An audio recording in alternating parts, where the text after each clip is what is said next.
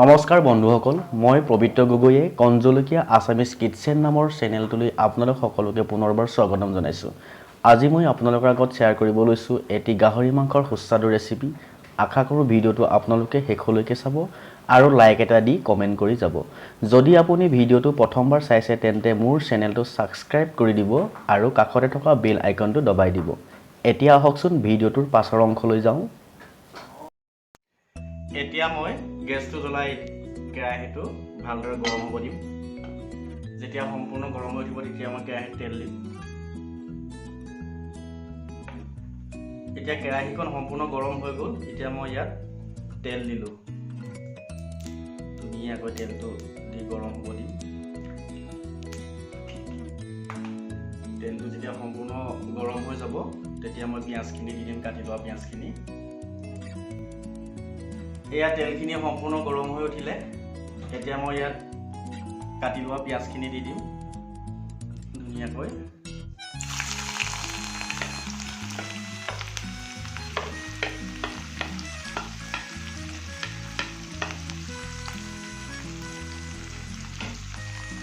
পিঁয়াজখিনি অলপ ৰঙচুৱা হোৱালৈকে এনেকৈ তেলত ভাজি থাকিম।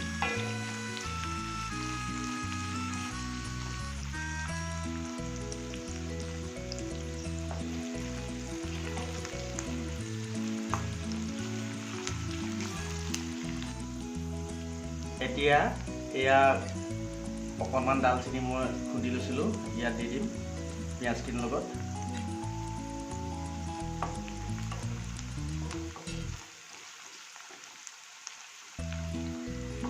তাৰপাছত এয়া আদা, নহৰু আৰু জলকীয়া পেষ্ট বনাই লৈছিলোঁ, এইখিনি মই ইয়াত দি দিম।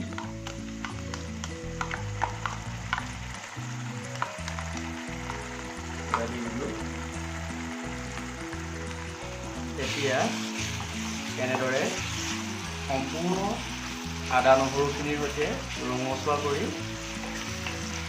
অকণমান টাইম এনেকৈ ফ্ৰাই কৰি ল'ম।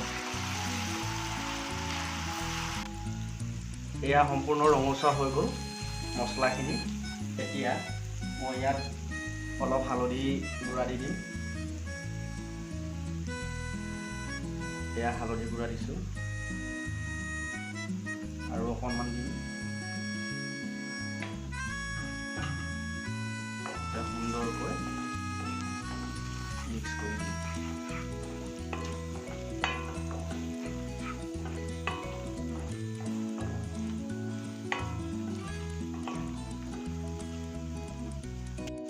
এতিয়া এয়া সম্পূৰ্ণ হৈ গ'ল মছলাখিনি ভাজি লোৱা। এতিয়া মই ইয়াত মাংসখিনি দিম। এয়া মাংসখিনি দিব লৈছোঁ। এতিয়া বন্ধুসকল, এইটো মই প্ৰথম আনিয়ে গৰম পানী উতলাই এটা বাচনত ঢালি মাংসখিনিৰ সৈতে আধা ঘণ্টামান ঢাকি ৰাখিছিলোঁ। তাৰপিছত পানীৰ পৰা উঠাই এনেকৈ ৰাখি থৈছোঁ। বইল কৰে কিছুমানে, বইল কৰিলে খাবলৈ বেয়া হয়, সেইবাবে মই এনেকৈ কৰি লৈছোঁ। এতিয়া মোৰ মাংসখিনি ইয়াত দি দিম।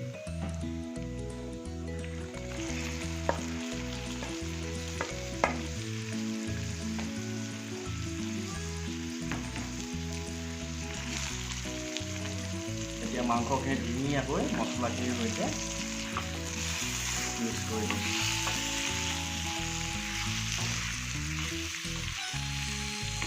এয়া মিক্স কৰা হৈ গ'ল আদা, নহৰু, পিঁয়াজ মছলাখিনিৰ সৈতে।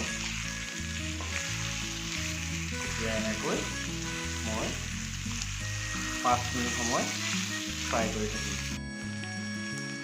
এতিয়া 5 মিনিট হোৱাৰ পিছত মই ইয়াত নিমখ দিম। ধুনীয়াকৈ মাংসখিনিৰ পৰা তেলটো ওলাই আহিছে। এতিয়া নিজৰ সোৱাদ অনুসৰি নিমখ দিম। এয়া নিমখ দিলোঁ।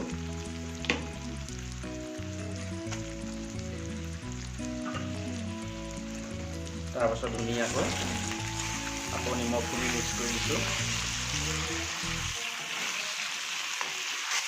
মই এনেকৈ কম ফ্লেমত ফ্ৰাই কৰাৰ পিছত মই আকৌ এবাৰ ভালদৰে লৰাই দিম।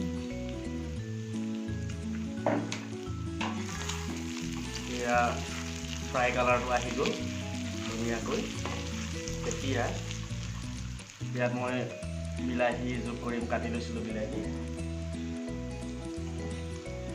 এইখিনি কটা বিলাহী ইয়াত দি দিলোঁ। এতিয়া এনেকৈ আকৌ 5 মিনিটমান সময় বিলাহীখিনিৰ সৈতে এনেকৈ ফ্ৰাই কৰি থাকিম, যেতিয়ালৈকে বিলাহীখিনি গলি নাযাব সম্পূৰ্ণ। এনেকৈ 5 মিনিট সময় ফ্ৰাই কৰি থাকিম।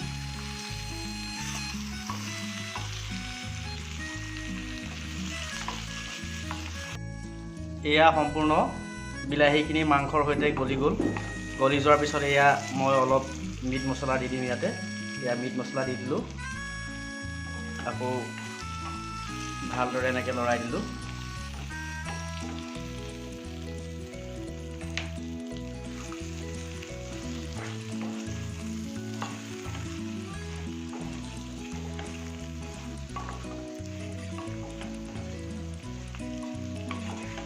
এয়া ভালদৰে মিক্স কৰি দিছোঁ মছলাখিনি।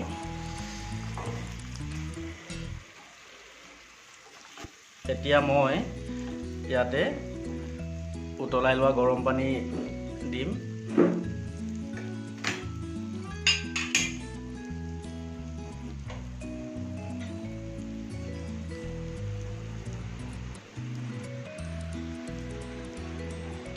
এতিয়া মই গৰম পানী দিছোঁ ইয়াত। বেছিকৈ নিদিওঁ, গ্ৰেভি অকণমান হ'লেও হ'ল।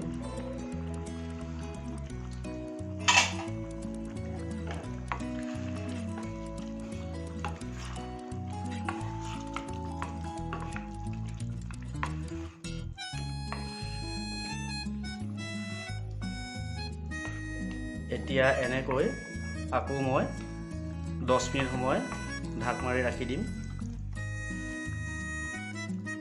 এয়া 10 মিনিট সময় এনেকৈ ঢাক মাৰি ৰাখি দিম।